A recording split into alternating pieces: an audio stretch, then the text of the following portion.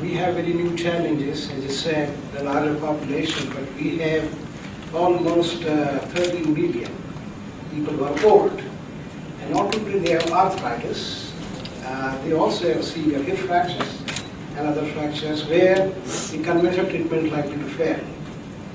We are now trying to attend these meetings and have a very different perspective in training in these conferences. And I'm glad Dr. Reddy had initially, second issue, we are also concentrating to bring in cost. And we must all remember, it should not be cheap, it should be cost effective. If we can produce supercomputers, a nano, Indians can produce a joint for sure, because we are also putting a satellite. So I think today we are also making effort, and I can tell you that way back in 1993, Dr. Ranawat had advised, and he was actually interested in creating this technology here. Today it is possible. There are joints, particularly for hip and knee, which are manufactured. They are pretty good for their cost, but we need to further collaborate and have the joint which is likely to bring the cost down. The main part we are trying to do is also to submit a report to the government that by not doing, what's going to happen. And this is related to patients with severe crippling arthritis known as rheumatoid arthritis.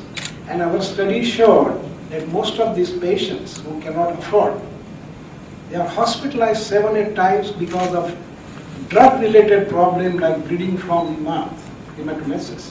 And we end up spending much more money than doing a hip knee replacement for them, so they are ambulatory. So our association today is trying to put efforts and put it to the government that we need to do it.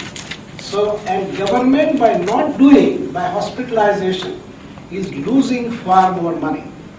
And last time which I reported to our government was from one hospital, we found out more than 400 patients, which were part of complication because of drug therapy for their disability.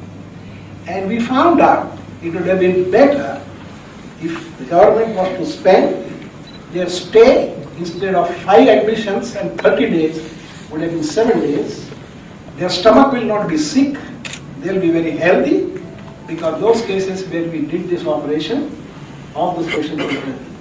So we need to look it up, not only from advance, but we look it out from the problem of A, offering this treatment to our people, B, analyzing what are we losing by not doing it, and C, also see the manner was lost, the quality of life.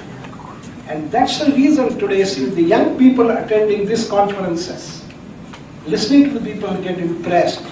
So this specialty is now becoming #1 specialty.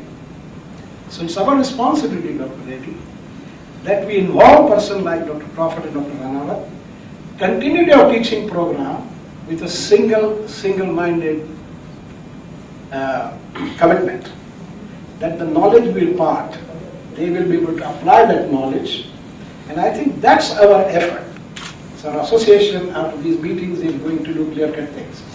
Put money in research, award fellowships, encourage young people, have international exchange so that we update ourselves, not only in knowledge, but our approach as to how we can give better quality of life to our people who are crippled.